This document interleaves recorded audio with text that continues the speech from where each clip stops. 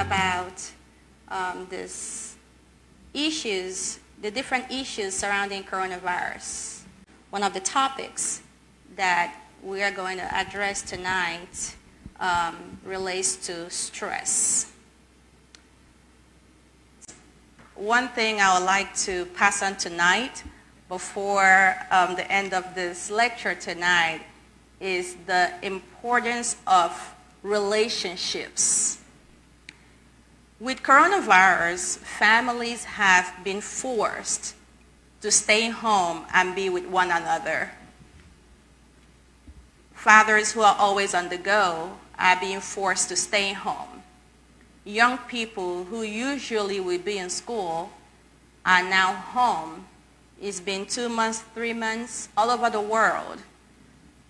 We have families being forced to stay together.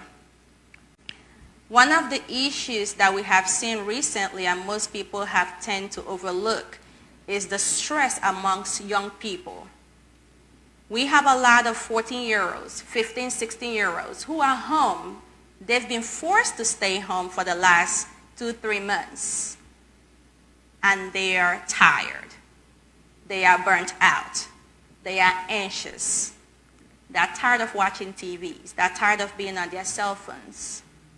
How do you as a parent, how do you as an uncle, how do you as an older person that is connected to that young person one way or the other, encourage this young person?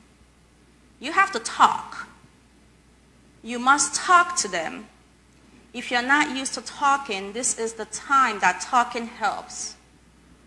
Call your son, call your 14-year-old son, call your 19-year-old son, find out from him how he's doing.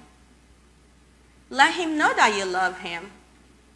If you're a father and you're in the life of your children, take advantage of this time to start building on relationships that you have neglected in the past. And after this is all said and done, make this a culture in your home. Continue it. Because that 14-year-old girl wants to hear from the father that you love her. That 16-year-old boy wants to hear from the father that you love him, that you care about him. He does not need to go on the street and hear it from people on the street. He does not need to go on the street and have other young people invite him into their group for him to feel accepted. So it's our responsibility at this time to actually try to open up discussions with our young people. When we talk, they will listen. But more importantly, I want us to start listening to them. I want us to give them the opportunity to start talking. When they start talking, you start learning your son. When she starts talking, you start learning so much about your daughter that you never knew. What about your cousin in California? Before COVID-19, you probably spoke to her once every 6 months. Well, you don't know what she's going through. Life is still happening outside of coronavirus. Why don't you call her? Pick up the phone. Thank God for technology.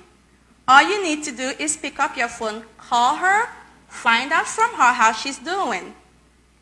If you have a friend that you've not talked to in 10 years, you still have their contact, or you know someone that have their contact, reach out to that friend. We can make coronavirus work for our good. We have been forced to slow down. We are used to being on the go. So take advantage of this force to slow down, to build on relationships. I always talk about health. What is health? People focus on the physical, but health is a state of physical, yes, mental, and social well-being. You can be as healthy as a horse, and you're in deep depression.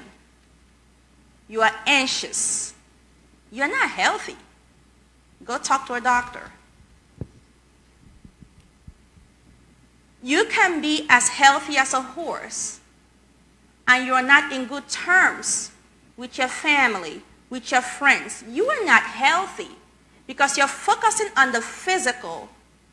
When the social is broken down, when the mental is broken down, the physical breaks down. So as we talk about coronavirus and how to get around it, as we talk about the anxiety posed by coronavirus, I want us to start thinking about things that we have forgotten, things that we can start picking up on, habits that are important, so that during this pandemic and after this pandemic, we can move on and have a healthier lifestyle. You have a healthier social circle. You have a healthier mental health. And of course, you know I'm going to talk about your physical health.